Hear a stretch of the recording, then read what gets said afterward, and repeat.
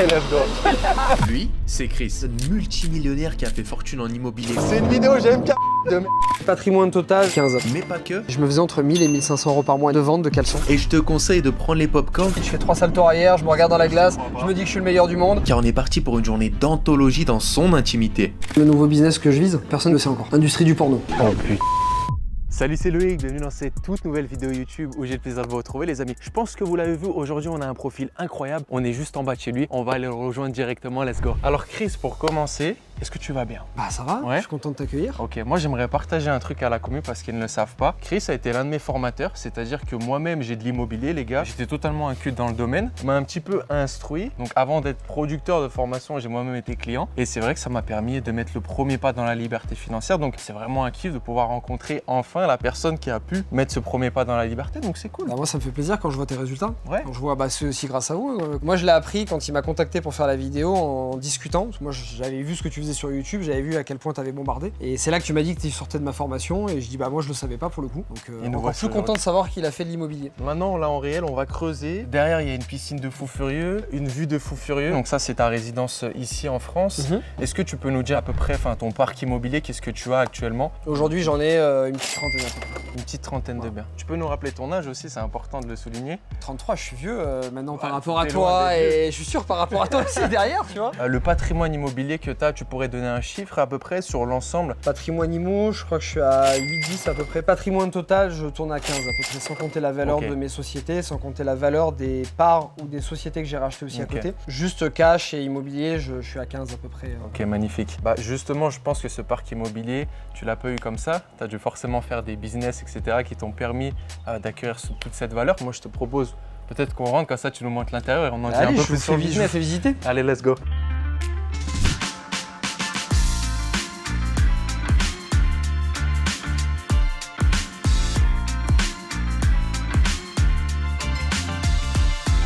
Les amis, comme vous l'avez vu, l'intérieur il est juste somptueux. Franchement, la classe. En plus, on voit que tu l'as vraiment personnalisé à ta sauce avec les voyages. T'as une des inspirations, tu vois. Il y a inspiration Tulum, Bali, parce que j'adore l'exotique et parce que je vis dans ces pays-là. Donc je voulais un truc qui donne l'impression que ce soit ouvert avec des matériaux chauds, mais en même temps qu'il soit adapté à la cible d'ici, parce que aujourd'hui c'est ma maison, je vis dedans, mais forcément en tant qu'investisseur immo, un jour je vais revendre. Et tu m'as dit actuellement, pour rester un petit peu sur la baraque, par exemple là on est en période d'été, combien tu arrives à la louer? 12 000 la semaine, et le mois ça va être entre 40 et 45 000 le mois en général. Magnifique. Voilà. C'est une belle renta alors. Ouais, c'est une belle renta en fait. C'est une maison qui m'a coûté, les 2 maisons à construire plus le terrain, 3,6 millions. Les 2 maisons ont une valeur d'environ 5 millions. En vrai, je suis trop bien. Ouais. Tellement qu'avant, je vivais beaucoup à Bali ou au Mexique. Maintenant, je passe moins de temps là-bas parce qu'ici, j'ai tout mon service à domicile, j'ai mon bureau, mes affaires pour travailler. Je suis ultra productif. Chris, est-ce que tu peux nous dire concrètement quels sont tes business actuels, quelle société tu as? On aimerait un peu plus avoir de détails pour savoir comment tu as pu construire tout ce parc immobilier. Alors, j'ai monté ma première boîte en 2017, qui était une boîte de formation, d'éducation au début. Alors au début, elle n'était pas en ligne, elle était en physique. J'allais dans des salles d'hôtel, je faisais des groupes de 10-12 personnes. Après, j'ai monté une deuxième boîte qui s'appelle Mon Cercle Immo, qui est une plateforme de mise en relation entre les particuliers et les pros de l'immo. Ensuite, j'ai une boîte de crowdfunding. Alors, le crowdfunding, en fait, c'est simple. On a un marchand de biens ou un promoteur qui veut faire un projet immobilier, qui n'a pas les fonds ou la banque ne lui prête pas assez. Il va faire appel à des personnes, à des particuliers qui vont investir à partir de 100 € et qui vont lui prêter de l'argent pour qu'il fasse son projet immobilier. Donc le but c'était de remplacer un peu la banque. Voilà. Bien sûr. Et après j'ai monté une foncière. Donc en fait une foncière c'est une entreprise qui achète et revend des biens. Donc en fait on a monté plein de boîtes différentes parce qu'on a formé des gens dans l'IMO, comme toi. Après ils achètent des biens, puis ils se disent tiens j'ai pas d'artisans, donc on va leur fournir les artisans. Ah mais je sais pas trouver des biens, on va te fournir des biens. Ah mais j'ai pas de financement, on va te filer du financement. Ah, c'est magnifique, en fait tu as su faire l'araignée sur ton business et te dire à chaque fois là où il y a un problème je mets le doigt et moi j'en fais un business. C'est super smart. T'as jamais eu l'envie ou peut-être le kiff de faire autre chose? Tu veux que je te dise le nouveau business que je vise? Je veux savoir. Mais il y a personne qui le sait encore. On peut avoir l'exclu ou? C'est un peu spécial. Ok, j'ai peur mais vas-y. Industrie du porno. Arrête. Je te jure. Tu t'attendais pas à celle-là. Hein. Sérieux? Je t'explique le business? Je suis tout oui. Tout oui, regarde, j'ai bégayé. Non, je déconne. Ah, tu te régales, putain. Ah non, c'est pas possible. Il était partant. Bah ouais, là, j'ai il m'a dit je mets 10 000. Non, là, je m'intéresse beaucoup à l'hôtellerie en ce moment. C'est de l'immobilier, mais différent. Où tu redécouvres quelque chose, mais c'est quand même quelque chose que je connais et qui me plaît. Dites-nous un petit peu dans le commentaire ce que vous en pensez, mais c'est vrai que pour moi, tout ce qui touche à la pierre, comme l'a dit Christopher, en fait, c'est du palpable, c'est du concret. Et moi, tout ce qui va être plus les choses qui tiennent à la bourse, crypto, etc., j'ai un peu plus de mal. Chris, on est sur ta jolie terrasse. Je vois que tu as un bon petit barbecue des familles. Ça doit y aller l'été là. Là, on doit se faire plaisir. Ce week-end, tu vois, il a bien servi. J'aimerais en savoir un petit peu plus sur toi, Chris, de façon personnelle, pour les gens qui ne te connaissent pas. Parce que là, tu affiches quand même des grosses sociétés, plein de projets que tu as construits à gauche et à droite. Mais toi, tu viens d'où? Tu as une famille qui était dans l'immobilier, tu as une famille qui était dans l'entrepreneuriat? Ma base, elle a été quartier HLM, petite ville à côté de Nice, pas d'IMO, pas de business.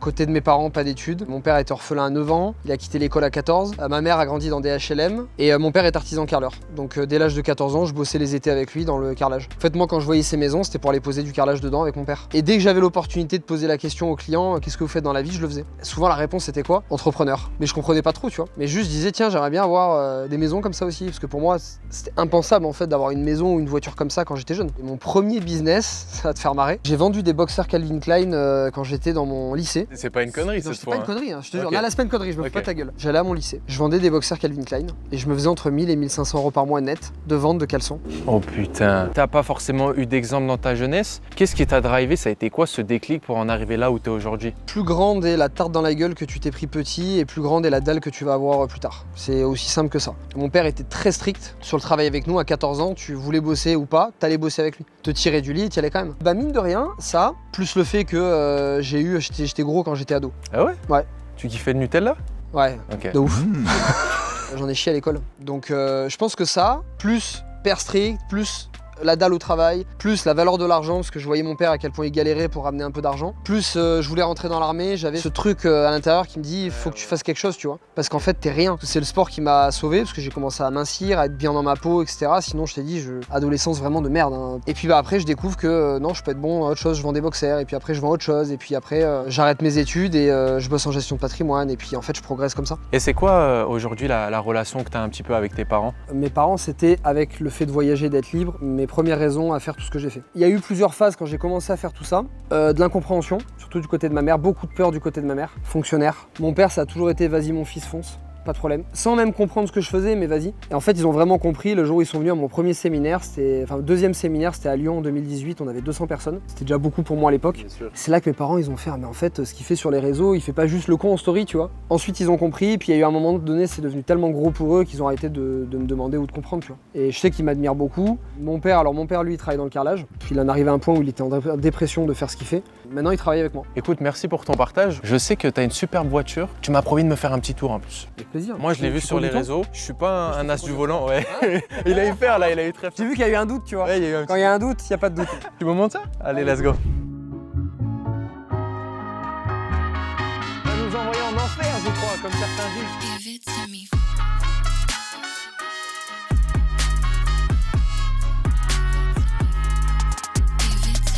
Tu nous as ramené un monstre là? Monstre, petit monstre. Un prix sur la voiture? Elle est à vendre en ce moment, tu veux? Vas-y, combien? On va discuter. J'ai envie de vomir là déjà, c'est une vidéo GMK, bordel de merde.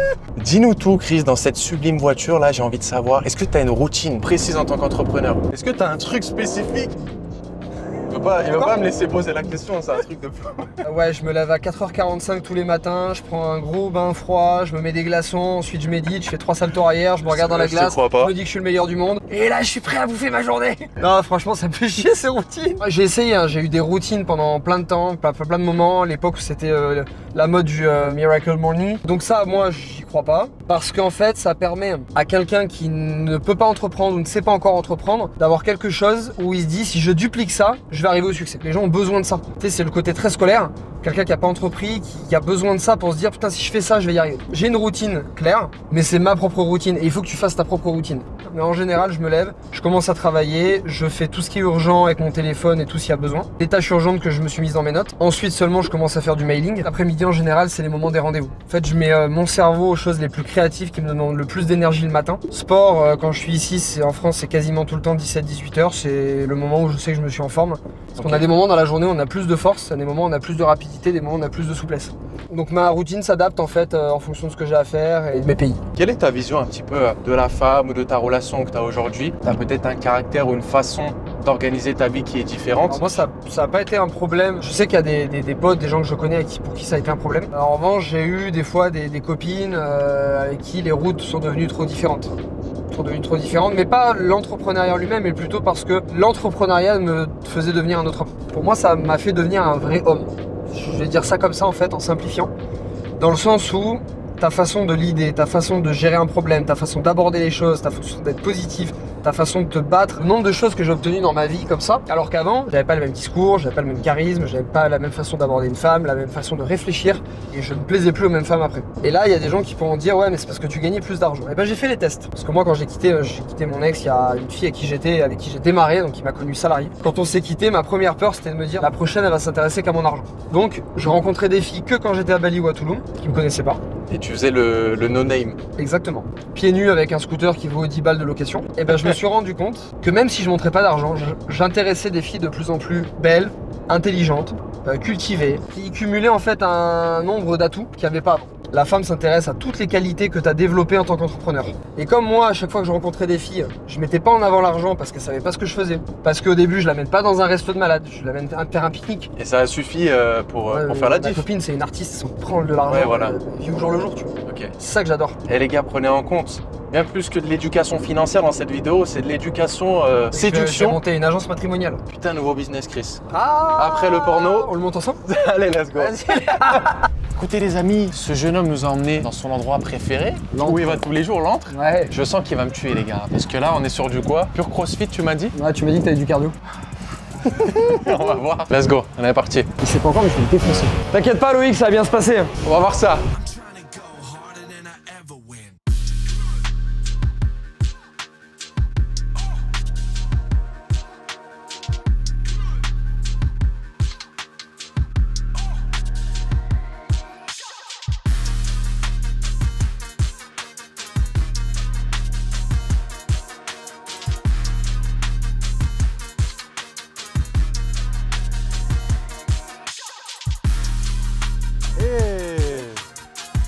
Il est chaud lui hein. Dernière question. On sait que vous êtes très sportif. Tous les jours vous venez là, vous m'avez dit. Quand je suis ici, ouais, quand je suis en France, quasiment Ouais. 5-6 fois par semaine. Ok, quelle est la place du sport dans votre vie d'entrepreneur? Vital. Vital? Bah pour moi, vital, parce que ça fait depuis l'âge de 15-16 ans que je m'entraîne. Ok. Et ces 2-3 dernières années, encore beaucoup plus qu'avant. C'est un exutoire, ça diminue le stress, t'es en forme, tu tiens longtemps. Sans ça, le business c'est cuit? Énergie. Non, non, il y en a qui font du business et qui marchent très bien. Ouais. Mais pour moi, le business n'aurait pas de sens si je faisais pas de sport. Ok, mais on a le droit de prendre un cocktail juste après par contre, rassure-moi. Par contre, ce soir, Ouais, allez, ouais. on y va.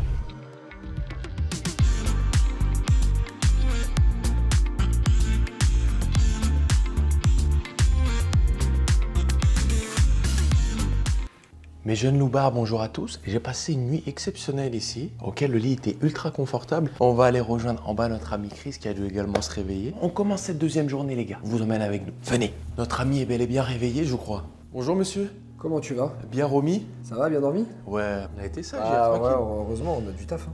Alors. Je viens de recevoir une affaire là qu'on m'a envoyée sur la croisette justement. J'étais en train de regarder. D'ailleurs, tu vas nous montrer tout à l'heure un petit peu très beau bien, si je me trompe pas.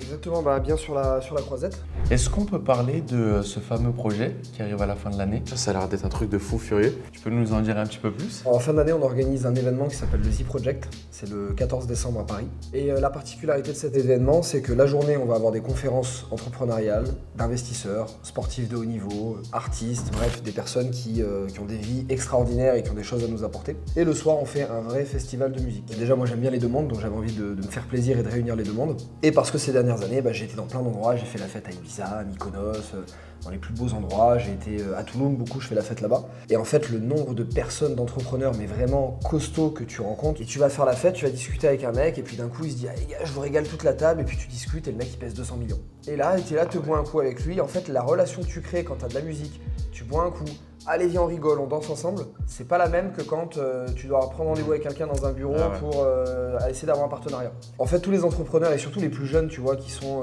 y en a qui vont peut-être se reconnaître, qui démarrent sur internet, qui regardent YouTube, qui regardent Instagram, c'est génial parce que chez eux, sans avoir ni d'amis ni famille qui sont dans le domaine, ils vont pouvoir engranger des connaissances, se motiver, voir des gens qu'ils n'auraient jamais rencontrés autrement. Mais à un moment, il faut passer la barrière du online et rencontrer, et toi tu es bien placé pour le savoir, quand tu fais des micro-trottoirs, tu vois des gens en vrai.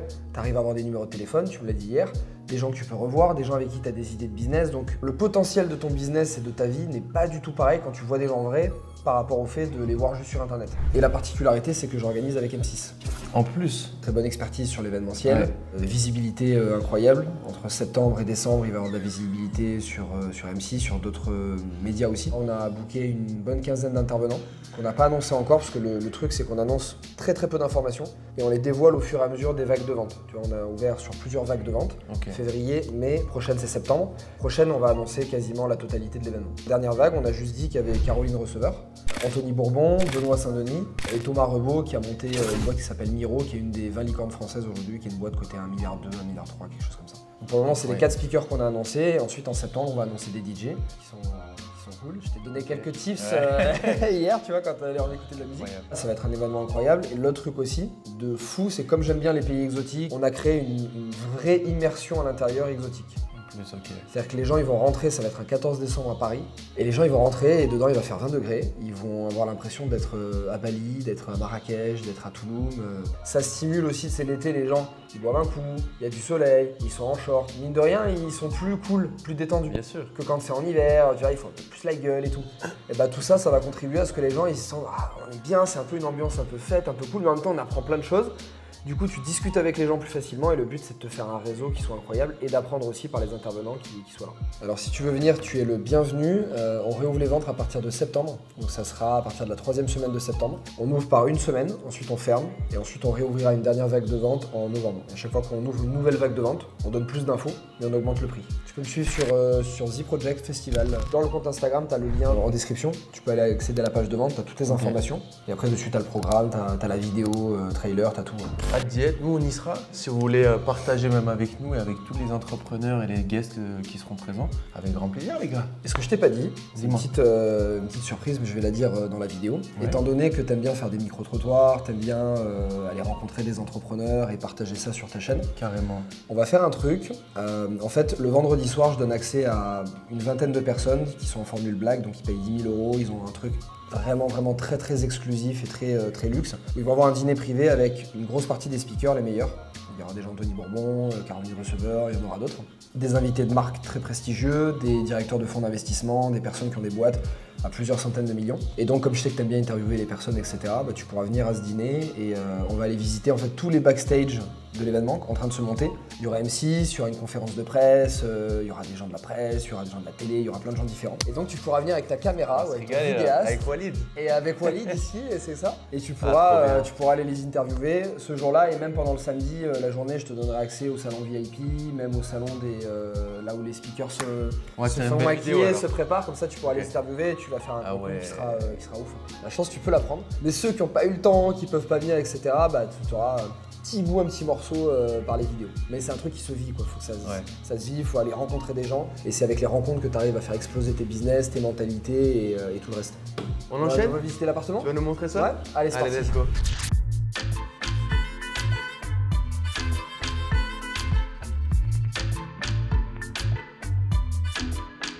Chris? Ouais. On est dans un lieu incroyable. Alors, on va montrer juste après, mais la vue, c'est regarde la vue pour la fin. L'emplacement, c'est incroyable. Dis-nous tout, fallait que tu nous montres quand même l'intérieur d'un de tes biens. Ouais, alors là, on est dans un appartement que je suis en train de rénover. Cet appartement, c'est une histoire qui est marrante pour ceux qui se disent « ouais, j'ai pas le temps d'acheter dans l'immobilier, etc. » Tu vois que c'est une question de réseau, connaissance et d'expérience. Cet appartement, on me l'a envoyé, j'étais au Mexique. Je me lève, j'étais sur mon tapis de course à pied, message d'un agent immobilier. J'ai un appartement dans un immeuble sur la Croisette, c'est l'immeuble Chanel, qui est à vendre à ce prix-là. J'ai dit bah ok, j'ai fait une offre en 10 minutes. Je crois que j'ai tenté peut-être 10 ou 15 000 € de moins parce que c'était déjà un bon prix. Il me l'a envoyé par WhatsApp, je l'ai signé pendant que j'étais sur mon tapis. L'offre était envoyée. 2 semaines après, j'ai appelé ma banque, je leur ai expliqué le projet, etc. Et ils m'ont dit écoutez, vous, on vous suit, il n'y a pas de problème. Donc du coup, ils m'ont suivi sur le projet. 4 mois après, 4 mois et demi après environ, on avait terminé, on avait signé l'appartement. Donc du coup, on rentre par ici dans l'appartement. Donc là, on a les plans, petits techniques. Si tu fais toi-même des rénovations et que tu fais intervenir plusieurs artisans, c'est toujours bien d'avoir les plans qui sont affichés ici. Donc on rentre par ici. En fait, on a rasé l'appartement. Il restait plus rien. Et ensuite, la particularité, c'est que là, on avait une cuisine de ce côté-là. Ouais. On va passer côté salon pour faire un salon cuisine, qui est le plus moderne et qui marche le mieux. Et ça, on transforme en chambre. Magnifique. Ça, c'est vraiment le truc typique, simple, que tu peux faire en immobilier. Studio au-delà de 30-35 mètres carrés, tu transforme en 2 pièces. 2 pièces au-delà de 50-55 mètres carrés, transforme en 3 pièces. 3 pièces au-delà de 70-75 mètres carrés, tu transformes en 4 pièces. Là, la cuisine était un peu trop petite, elle faisait 6 mètres carrés. Il faut un minimum de 9 mètres carrés pour faire une chambre. Donc on a dû raser et faire une cloison plus loin. Mais quand t'as pas beaucoup de budget travaux et que t'as déjà une cuisine de 9 mètres carrés, t'as les arrivées d'eau, t'as les évacuations. Si tu veux faire une salle de bain dans ta chambre, tu peux. T'as en général une fenêtre ou un accès sur une terrasse, donc c'est bien pour ta chambre. Et t'as une cloison qui est déjà faite, donc si tu veux, tu minimises le budget travaux. Un 2 pièces de 50 mètres carrés va se vendre beaucoup moins cher qu'un 3 pièces de 50 mètres carrés. Et c'est des travaux qui sont très simples. Magnifique. Donc là, on rentre dans la chambre. Donc avant, on avait la cuisine ici, on a tout rasé. Alors là, une autre particularité. Donc là, je vais te donner un autre type d'optimisation. Moi, c'est la première fois que je fais un truc comme ça dans un appartement. Et comme tous les appartements au-dessus l'ont déjà fait, l'agent immobilier, si tu veux, quand il me l'a vendu, il m'a dit ok, on peut déjà faire ça. Donc j'ai même pas eu besoin de réfléchir finalement. Ok. Là, on a une petite terrasse qui fait environ 3 mètres carrés. On va faire une demande à l'Assemblée Générale avec la copropriété et on va transformer ça en surface habitable. C'est-à-dire qu'on va fermer la terrasse ouverte avec une vitre ici. Ok. On récupère cette surface qui devient surface habitable. Parce qu'aujourd'hui, l'appartement, il est à 51 mètres carrés en surface habitable. Il va passer à 54, presque 55. C'est un appartement qui aura une valeur de 28 000 € le mètre une fois rénové. Tu récupères Tu récupères 3 mètres carrés, tu récupères 3 fois 30 000. Et ben voilà. En fait, juste Incroyable. en fermant ici et en récupérant ici, on va en faire une salle de bain. Et ici, ça va être fermé, ça sera opaque, tu pourras voir de l'extérieur, mais on pourra pas te voir. Et juste en fait ça, tu gagnes 90 000 €. Magnifique. Juste en récupérant la terrasse. Et vu que les autres l'ont fait, tu sais que l'urbanisme et tout ça. Je sais que c'est oui. Là, ce qui est top aussi, c'est de ce côté-là, on a une église. Tu vois, en vue côté chambre, c'est sympa parce que sur la croisette, les vues arrière sont pas très belles des fois. Charme de fou. Donc la toilette indépendante ici, ça va être fermé là, donc tu rentres juste par la porte là. Là, on arrive dans la chambre. Alors la chambre, elle était identique avant, c'est la même, c'est juste que la cloison était un peu en arrière. Donc on a perdu en espace ici pour gagner de l'autre côté. Là, tu as une porte pour entrer dans la salle de bain, donc du coup, chaque chambre a sa salle de bain. Tu as des gens qui vont venir, tu as peut-être des journalistes, des gens de la presse, tu as des acteurs, ils ont besoin d'avoir, tu vois, leur truc de leur côté. Et une grande chambre. Donc là, ici, tu as une belle suite master. Alors côté chiffres, c'est un appartement que j'ai acheté 965 000. Okay. J'ai négocié, je crois qu'il était à plus d'1 million, mais on l'a négocié. Il y a un budget travaux de 150 000 €, ce que j'ai budgétisé au départ parce que je sais que dans ce secteur-là, il faut 2500-3000 € par mètre carré de rénovation pour faire vraiment un très beau truc. Le bien, avec les frais de notaire, grosso modo, il va me coûter entre 1 180 000 et 1 million 2. Ok. Suivant la fin des travaux, meublé, entièrement fini. C'est un bien qui est estimé entre 1,4 et 1,6 en la revente. Déjà une belle plus-value, ouais. Donc le but, c'est pas de le revendre, c'est pas de faire du marchand de biens. Il y a d'autres opérations faites pour ça. Celle-ci, la marge n'était pas assez intéressante pour faire du marchand. Mais comme il est assez petit, donc assez rentable, plus c'est petit, plus c'est rentable, qu'il est juste en face des marges du festival, en location, il est perfect. Je voulais faire du patrimonial, tu vois, avoir un bien en location que je garde longtemps, qui est bien placé, qui est beau. Donc lui, en loyer, il va me rapporter, je pense, entre 60 et 80 000 € par an. Je pense que vous n'êtes pas prêts, les gars. Vous n'avez pas idée en fait de la vue, je pense qu'il n'y a pas mieux. Alors, bon, tu l'as vu, le gros plus de ce bien, alors c'est pas la plus belle vue de la Croisette, mais comme c'est de la location, t'es à 30 mètres des marches du festival. Tous les événements se font ici. Là, tu vois, il y a le Lions, t'as toutes les pancartes marketing, etc. Tu sors de ton appartement, t'es directement là. Tu sais que ça va se louer pleine balle. Et ce qui est cool, on va aménager la terrasse. Et là, de ce côté-là, en fait, t'as vue sur les marches. En festival de Cannes, c'est un parterre de photographes et de vidéastes. T'as toutes les stars, en fait, qui montent ici. Donc, si t'as envie de te poser et regarder avec les jumelles, t'es mieux qu'à la télé, tu peux regarder les marches. Tu peux même faire monter des gens. Je sais qu'il y en a qui proposent ça. Là, on a vue mer de ce côté-là. Donc, on est juste à l'étage où on commence à avoir vue mer. Mais 2-3 étages au-dessus, ça vaut 20% de plus. Super inspirant, Chris. Là où je suis content, c'est qu'en fait, il m'a demandé très peu de temps. Encore une fois, le réseau. Un truc qui est marrant, j'ai calculé. 1 mètre carré ici, c'est plus cher que l'appartement que j'ai acheté à mes débuts. C'est pour dire qu'en fait, tu peux démarrer super petit. Et puis de 20, je suis passé à 40 et à 100. Et puis après, tu fais des beaux projets comme ça. Magnifique, très inspirant. On enchaîne? Écoutez les amis, comme vous le voyez, le culot, la curiosité, le réseau, c'est ce qui fait toute la différence. Depuis plusieurs années, je parcours les plus belles villes du monde afin d'interviewer des millionnaires à succès. Cannes, Monaco, Saint-Tropez, Dubaï, Bangkok et j'en passe. Ils vont partager des secrets me permettant à mon échelle de faire plus de 6 chiffres par mois et d'être totalement libre grâce à un business en ligne qui me correspond. Si tu souhaites les découvrir, je te laisserai cliquer sur le lien qui sera présent juste en dessous de cette vidéo et je te partage absolument tout. On est reparti pour notre vidéo, let's go. Vous n'êtes pas prêts? Je vais vous présenter le projet communautaire de Christopher, toujours basé sur l'immobilier. Ça va être juste incroyable les gars. Allez, venez.